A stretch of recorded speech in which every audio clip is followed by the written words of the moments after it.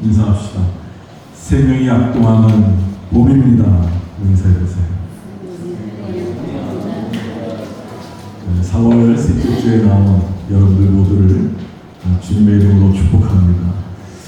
정말 여러분 곳곳에 그죠? 물론 꽃들이 이제 또 지고 피고 막 서로 앞다투어서 막 생기를 뿜어내는 그러한 아름다운 계절 속에 우리가 살아가고 있습니다. 자연은 이토록 하나님의 창조 질서에 따라서 움직이고 이렇게 아름답게 이렇게 곱게 그렇죠? 만약에 여러분들 산에 빨간 꽃만 있다고 생각해봐. 얼마나 살벌하겠어, 그렇죠? 노란색, 보라색, 뭐 가장 각색으로 표현하잖아요. 이게 누가 이거를 이렇게 섭리 가운데 했겠습니까? 그런데 이 인간들만 참 사람을 죽이고 환경을 파괴하는 그 전쟁을 하고 있고 참 이거 우리가 얼마나 이게 죄를 짓고 있는지 모릅니다. 이번 주말 20일 날 다시 회의를 한다고 하는데 정말 전 세계가 걱정이고 여러분들도 사업하시는 분들도 지금 굉장히 많은 고충들이 있을 거라고 생각합니다. 빨리 하루라도 전쟁이 멈추고 전쟁을 해결될 수 있는 역사는 이제 없어요. 그렇죠? 이 한반도도 마찬가지고 좀 미련하고 좀 깨달았으면 좋겠습니다. 혹시 여러분들 영화 좋아하세요? 왕과 사는 남자 보셨어요? 이지영 기자님 보셨어요? 안 봤어요? 영화도 한번 보세요. 왕과 사는 남자 보셨어요? 네. 많이 보셨네요. 저도 봤습니다. 지금 이제 1600, 1700만을 향해 가고 있다. 그 장항준 감독이라는 분이 대단한 것 같아요. 그게 바로 이 조선 6대 국왕이었던 단종의 마지막 그 유배지에서의 생활을 담은 거 아닙니까? 그때 그 시대의 호장 또는 촌장이라고 하는 엄흥도와의 이야기를 각색해서 만들어낸 작품이죠. 1453년 11월 10일에 수양대군이 친위 쿠데타를 일으킵니다. 그래서 수양이 왕권을 창탈하기 위한 계류정난이라는 걸 일으키죠. 그래서 단종을 데리고 그냥 3년 정도 있다가 그리고 유배를 보내버려요. 12살의 왕이 됐으니 뭘 알겠어요. 그렇죠? 참 우리나라의 역사를 보면 안타까운 것이 많이 있죠. 영어리가 많은 꼴짜기 중에 꼴짜기 청룡표로 유배를 보냅니다. 거기서 정말 총부들과 함께 살아가면서 4개월을 사셔요. 단종이 그때 나이가 16이었습니다. 16이면 이 가빈이 조금 있으면 16 되지. 가빈이보다 조금 큰 정도네요.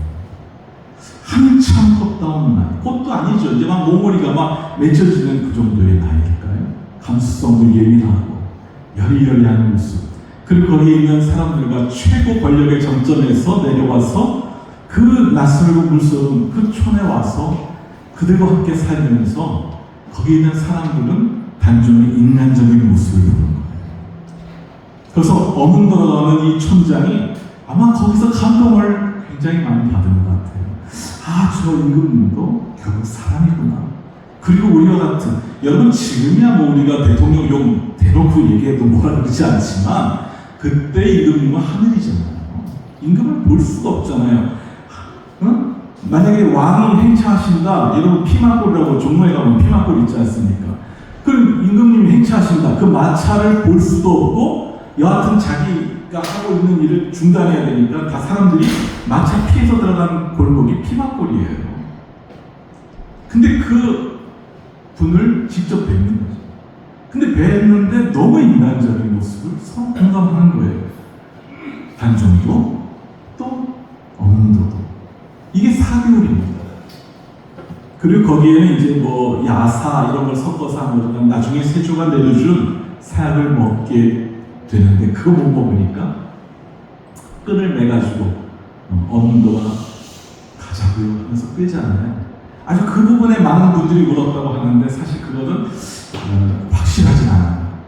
확실하진 않습니다. 여러 가지 실록 나오는 거 보면은 확실하진 않지만 영화적으로는 각색을 참 잘했다. 그런 생각을 하게 됩니다.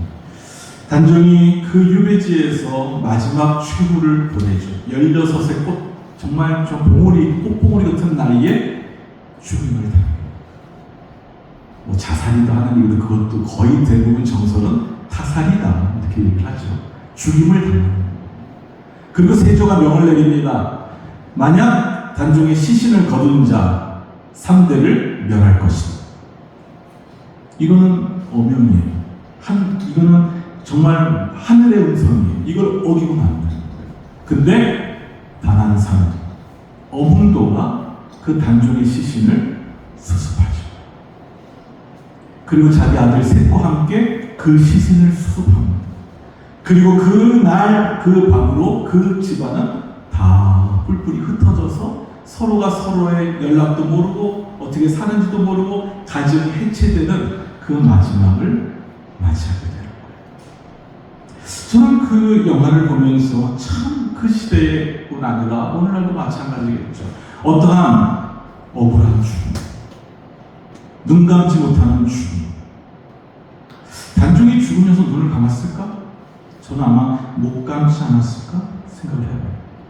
불의한 권력, 불의가 득세하는 그런 세상에서 그러한 국가 권력이라고 하는 힘에 의해서 그 폭력에 의해서 죽어간 생명들, 그들의 아픔, 그들의 슬픔, 그들의 억울함은 기억해서도 안 되고 그걸 알려고 하지도 말아야 되고 입 밖으로도 그 발설해서는 안 돼. 그럴 땐 너도 죽어. 그런 시대에 그 단종의 시신을 어떻게 해서 이 시신을 내 삶에 해가 될 수도 있고 내 삶뿐 아니라 내 가족 3대를 멸한다고 했기 때문에 그것은 죽음을 각오해야 되는 일인데 그 죽음을 각오하고 그 왕의 시신을 수습했다고 하는 것 자체는 이건 대단한 그 시대에 보면 역적 중의 역적이고 역모 중의 역목인데 그는 그 일을 했습니다. 자신한테 이득이 되는 일도 없죠. 오히려 자기 가족의 해체가 되고 자기도 죽을 수 있고 명문치료를 당할 수 있는 그런 상황에서도 그 길을 걸어갔던 그 어문도의 모습 참 감명이었습니다. 저는 그걸 보면서 저게 진짜 사람의 양심, 하나님의 마음, 신이 우리에게 주신, 하나님께서 우리에게 주신 그 양심대로 행하는 사람의 모습 아닐까? 우린 그렇지 못하지요. 저부터도 그렇지 못합니다. 우리 너무나도 세속적인 속물 근성에 우리는 절어 있어서 이 일을 또는 이 사람을 내가 만나면 내가 이득이 될까? 아니면 이 사람을 만나면 내가 손해가 될까? 구설수에 오르지 않을까? 이 사람과 같이 가까이 하다가는 내가 손해보는 일이 당하지 않을까? 하는 걸로 우리는 사람들을 구별합니다. 만나야 될 사람, 만나지 않을 사람.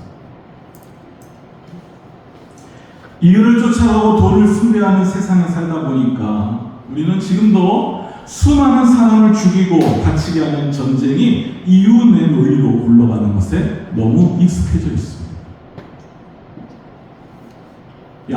이 전쟁을 통해서 돈을 버는 사람은 누굴까? 이 전쟁에 복구 비용이 들어갈 텐데 우리가 들어가서 그거 하면 일이 되지 않을까? 거기서 죽어간 많은 아이들, 많은 여성들, 많은 해체되고 파괴되는 가족들, 사람들이 죽어가면서 아비규환이 되고 있는 그러한 삶의 터전이 완전히 뭉개지는 것에 대해서는 우리 사실 그렇게 관심 없어 합니다. 내 이익을 추구하려는 오늘의 이러한 세상 속에서도 참 우리가 그래도 그 마음 하나, 그것이 세상을 구하는 마음 아닐까? 나중에 숙종 때 가서 단종은 보기가 되죠. 역사라고 하는 것은 시간이 지나면서 진실을 밝히는 그런 참 아이러니가 있죠. 그 당시에 부조리한 상황이던데 그 누군가가 어떠한 곳에서 어떠한 존재가 양심을 걸고 진실을 말하고 자기 몸을 불태워서 나갈 때에 그 속에서 역사는 조금씩 진보하고 있는 것입니다. 많은 사람들은 그러지 못하죠. 침묵해야 되고 많은 사람들은 나설 수 없을 때 누군가가 나서는 한 사람이 있다는 겁니다. 저는 그 영화를 보고 나서 제가 떠오른 시는 제가 여러분 인용하기도 했지만 함석헌 선생님이 지었던 그 사람을 가졌는가라고 하는 시입니다. 여러분, 그래서 오늘 설교 제목이 뭐예요? 그 사람을 가졌는가. 자, 눈을 감아보세요. 제가 신앙송을 하겠습니다. 말리길 나서는 길, 처자를 내맡기며 마음 놓고 갈 만한 사람, 그 사람을 그대는 가졌는가. 온 세상 다 나를 버려 마음이 외로울 때에도 저 마음이야 하고 믿어지는 그 사람을 그대는 가졌는가. 탔던 배 꺼지는 시간, 구명대 서로 사랑하며 너만은 제발 살아도 할 그 사람을 그대는 가졌는가. 불의의 사형장에서 다 죽여도 너희 세상 빛을 위해 저만은 살려두어라 할 일러줄 그 사람을 그대는 가졌는가. 잊지 못할 이 세상을 놓고 떠나려 할 때 저 하나 있으니 하며 빙긋이 웃고 눈을 감으 그 사람을 그대는 가졌는가.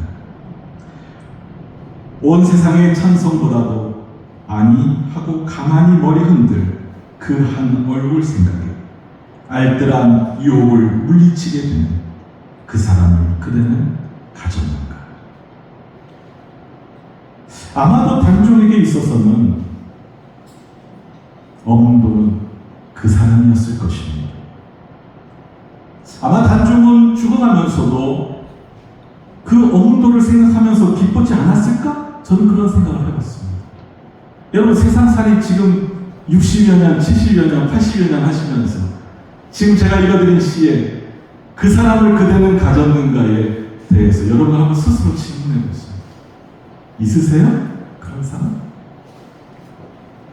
내가 지금까지 살아오면서 그 사람과 같은 사람이 내게 있는 거예요. 그러면서 동시에 생각이 든 것이 바로 오늘 본문에 나와 있는 아리마대 요셉이라고 하는 인물입니다. 아리마대라고 하는 곳은 지역명입니다. 예루살렘에서 서북쪽 30km 떨어진 지역이 아리마대에 사는 요셉이란 뜻이에요. 이 아리마대 요셉이라고 하는 이 인물이 아마도 예수님에게 있어서는 그 사람이 아닐까? 여러분, 성경에서는 분명히 이렇게 말씀합니다. 예수님의 십자가 처형이라고 하는 것은 로마 제국에 의해서 정치범의 형틀입니다. 제국에 반하는 자, 제국의 뜻에 대드는 자는 제국의 힘으로 꼰대를 보여주는 사형이 바로 이 십자가 사형입니다. 제가 분명히 말씀드리지만 역사적으로 십자가 처형되고 나서 무덤에 묻히는 경우는 없습니다. 왜? 그 법은 시신을 거두지 못하게 하기 때문에. 아까 말한 것처럼 세조가 단종의 시신을 거두는 자 몇 족을 멸한다? 3족을 똑같은 겁니다.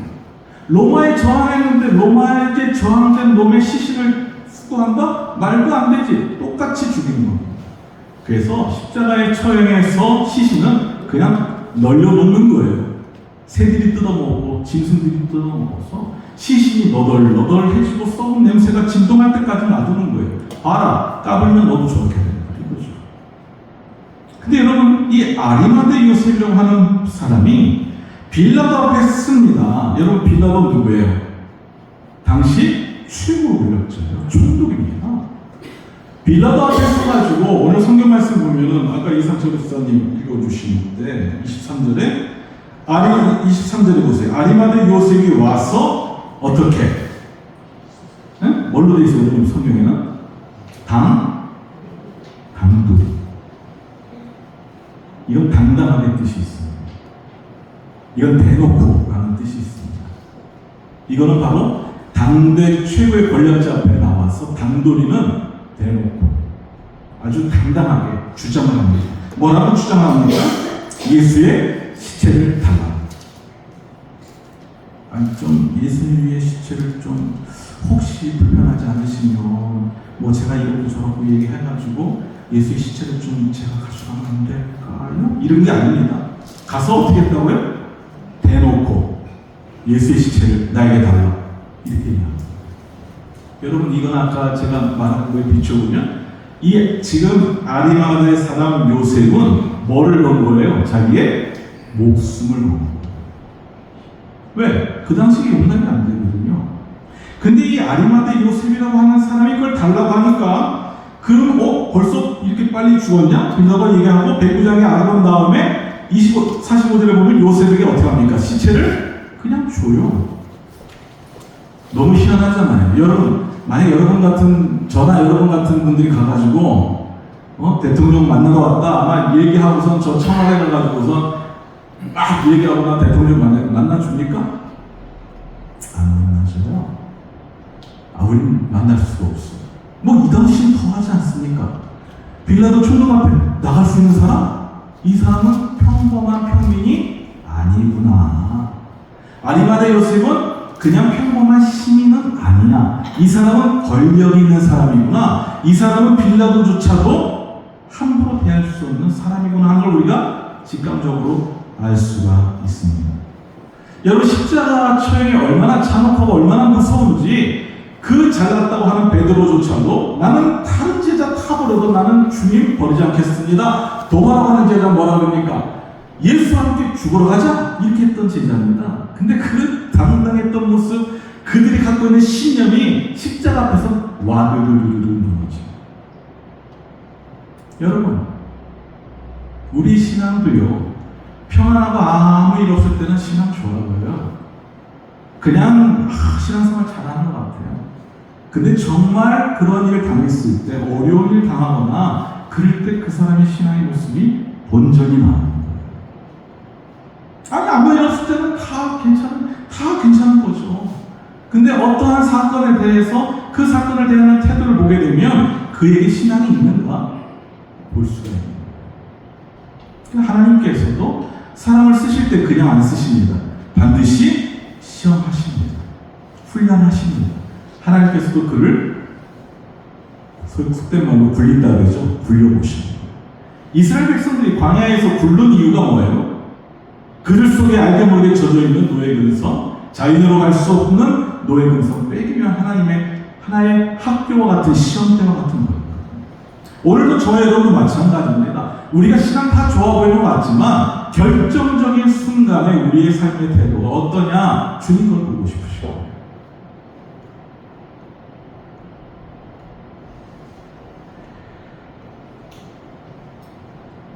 그토록 예수님 앞에 당당했던 베드로, 그 베드로도 너도 그와 함께이지 하는 그 작은 음성에 와르르 무너집니다.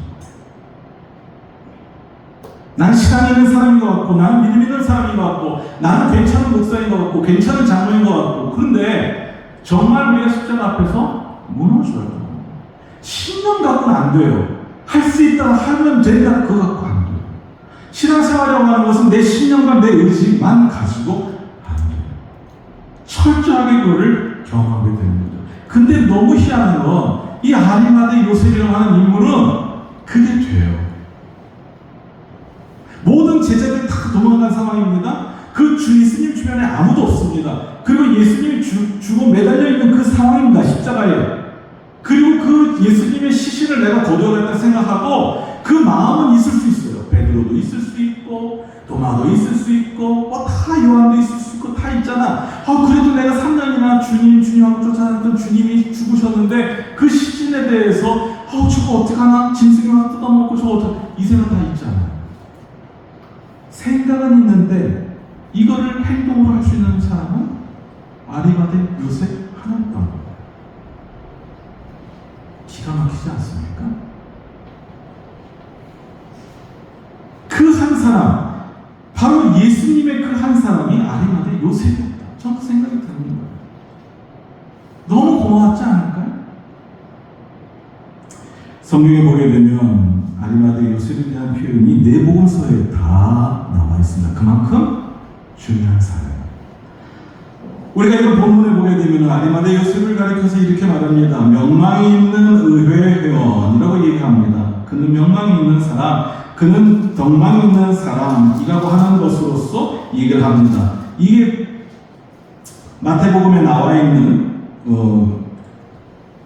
말씀드리고요. 마태복음 27장에는 부자, 예수의 제자 이렇게 나옵니다. 예수의 뭐라고요? 예수의 제자. 근데 여러분 예수의 제자 중에 아리마대 요셉이 있나요? 여러분들 외우시는 예수의 제자 12분 중에 아리마대 요셉의 이름이 나옵니까? 나와요? 안 나와요. 마태복음에만 그렇게 나온 게 아니라 요한복음에도 예수의 제자라고 나와요. 신기하지 않습니까?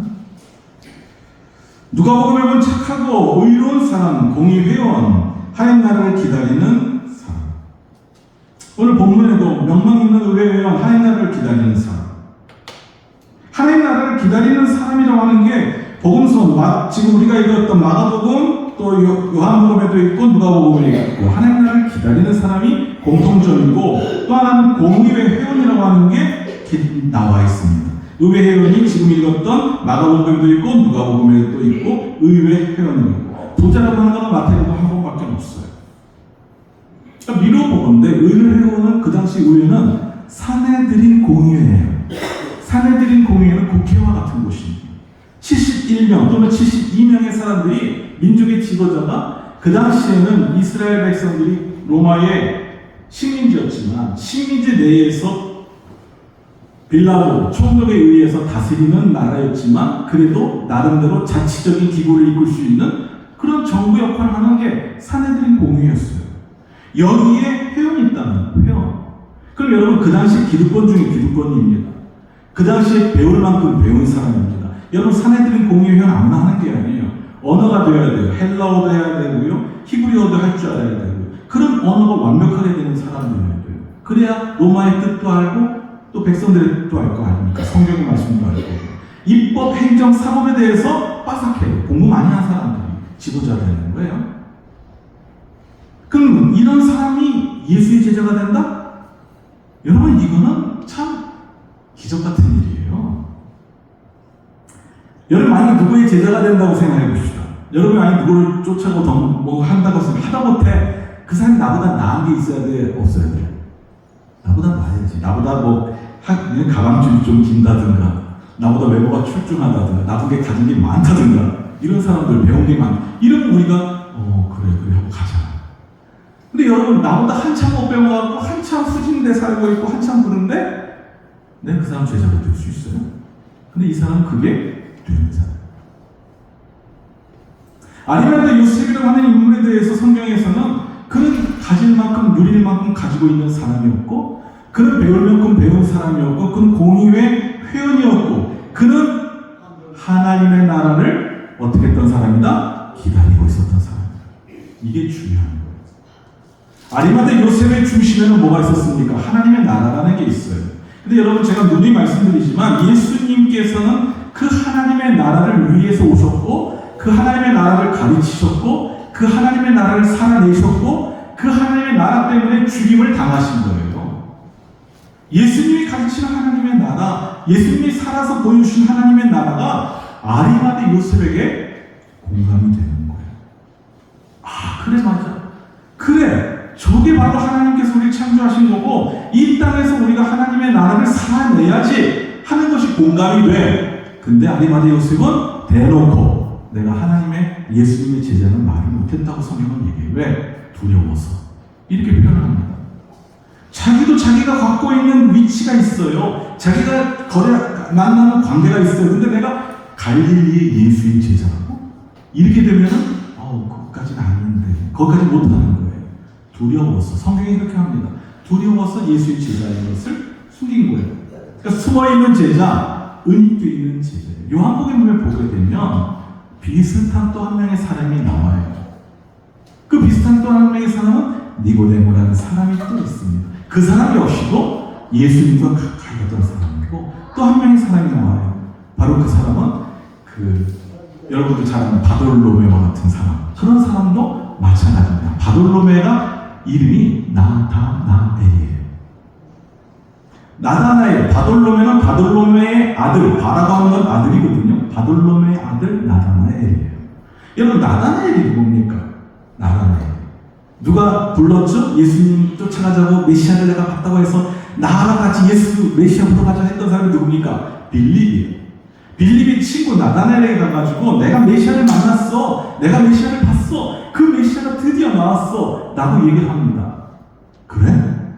나다나엘이 관심을 갖습니다. 그래? 어디에? 그랬더니 뭐라 그럽니까? 나사렛에서.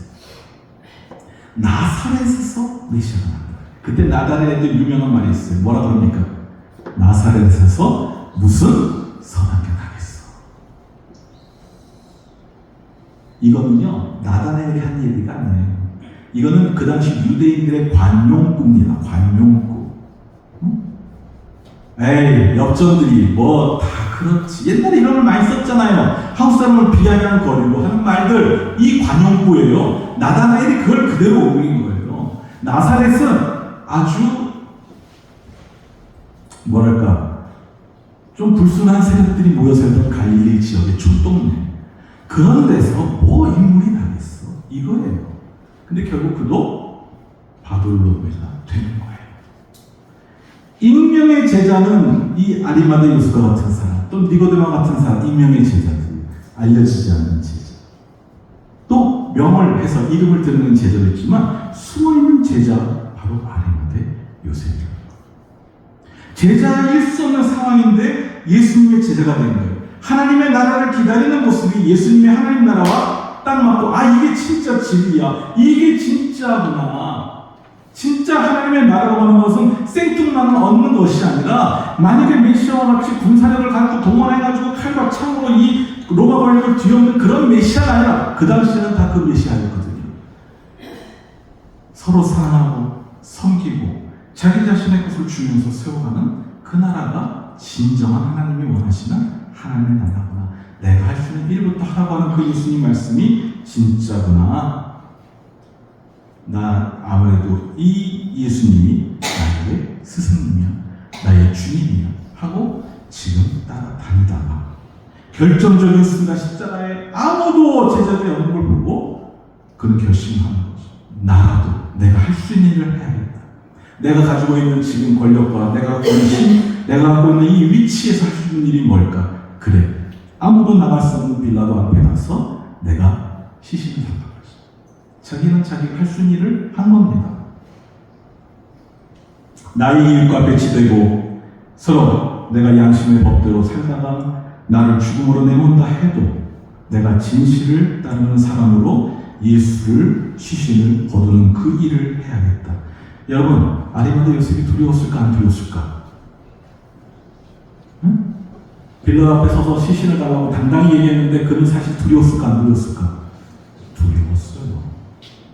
이건 안 봐도 알아요. 두려웠어요. 아마 두려움이 있어 더 컸을 수도 몰랐는데 그 두려움을 극복하는 용기가 있었던 거예요.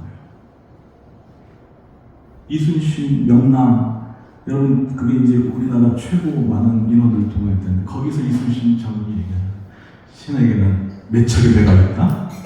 12척. 두려움을 용기로 바꿀 수가 있다.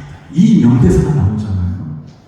아리마대 요셉도 두려웠을 겁니다. 왜? 그도 사람이었고 그에게도 가족도 있었고, 시퍼런 로마 권력 앞에서 예수의 시신을 나가는 것은 내 생명을 담보로 해야 되는 일이기 때문에, 그러나 그는 양심의 법, 예수의 사랑의 하나님의 나라에 대한 그 진리에 대한 확신, 그것을 가지고 한 발짝 나갑니다. 이게 두려움이 용기로 바뀌는 순간이죠. 역사는 마땅히 해야 할 일을 하는 사람들, 두렵지만 그 두려움을 떨쳐내고 용기를 낸 그러한 이들의 소리 또는 몸짓을 통해서 발전해 왔습니다. 여러분, 오늘이 며칠입니까? 4월 19일입니다. 4월 19일은 4.19 민주혁명이 일어난 지 66주년 되는 해입니다. 그 당시에 김주열이라고 하는 학생이 마산에서 부정선거에 대한 시위를 하다가 사라졌습니다. 실종됐습니다. 아니, 그 학생 어디가 있을까? 한참을 사람들이 못 찾습니다. 부모들이 난리가 났겠죠. 근데 마산 앞바다에 며칠 후에 시신이 떠오르는데 눈에 최루탄이 박힌 바로 김주열 열사의 시신이 보이게 됩니다. 학생들이 뒤집어지죠. 대학생들이 들고 일어납니다. 공부해야지 학생이 왜 하지만 그들은 그 상황을 참을 수가 없었던 거죠. 그들은 들고 일어났습니다. 다가온 폭력이었죠. 186명이 죽고 6천여 명이 사상을 당했습니다. 엄청 많은 사람들 중에 대부분 어린 학생들이고 대학생들입니다. 여러분 사회부 탑 여기 수리 가면은 거기 가면 사회부 탑 보면 그 학생들의 영역 다 있잖아요. 그 어린 나이에 뭘 안다고 그냥 집에 있어도 되는데 떨치고 나갔을 때 그러나 그들이 하나가 둘이 되고 둘이 열이 되고 열이 백이 돼서 그 일을 했기에 오늘 불완전하지만 우리가 그래도 민주사회를 이루고 사는 거 아니겠습니까? 여러분 우리가 주님의 제자로 산다고 얘기하고 말을 하고 있지만 참으로 주님께서 원하시는 절대절명의 순간은 내가 주님 옆에 있을 수 있는 그 사람이 될 수 있는 주님은 이미 저와 여러분에게 그 사람이 되셨어요. 주님은 우리가 참으로 그 힘든 순간마다 주님은 늘 우리 옆에서 친구가 되어주셨는데 우리 역시도 주님이 원하시는 때 주님 옆에 계시는 그 사람이 되어야 될 거 아니겠습니까? 주님 옆에 설 수 있는 그래서 두려워도 주님이 기뻐하시는 하나님 나라를 위해서 한 발짝 내디딜 수 있는 용기와 결단을 지닌 우리 경신의 지체들 되기를 주의 이름으로 축원합니다. 기도합시다. 주님은 생명을 다하여 우리를 사랑하시고 우리에게 그 사람이 되어주셨습니다. 그러나 저희들은 주님의 그 사람이 되지 못함을 회개합니다. 참으로 주님 홀로 외롭게 십자가를 지게 한 그 상태로 방치하지 말고 우리도 나에게 나에 맡겨준 십자가를 지고 우리가 살아가는 이 세상에서 하나님의 나라를 위해 헌신할 수 있는 믿음의 용기와 결단 있게 하여 주옵소서. 예수님 이름으로 기도드렸습니다.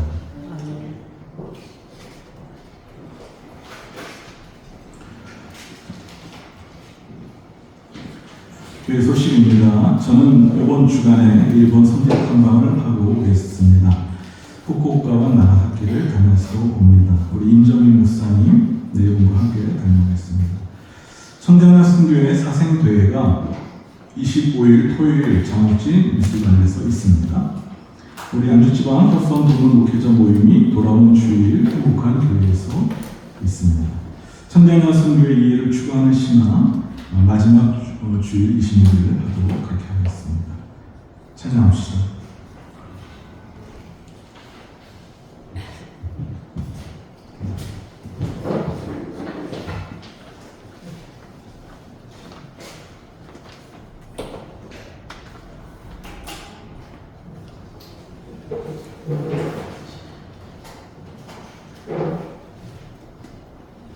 할렐루야.